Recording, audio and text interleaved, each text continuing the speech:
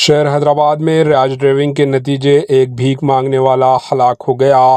Police के मुताबिक शहर के गांधी अस्पताल मेट्रो स्टेशन के पास रात देर गए नामालूम गाड़ी की टक्कर से यह हादसा पेश आया, जिसमें भीख मांगने वाला एक शख्स मौके पर ही हलाक हो गया।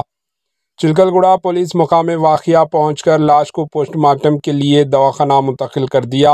सीसीटीवी कैमरों की मदद से इस हादसे का सबब बनने वाली गाड़ी का पता चलाने में मसरूफ है। Bureau report, HN news.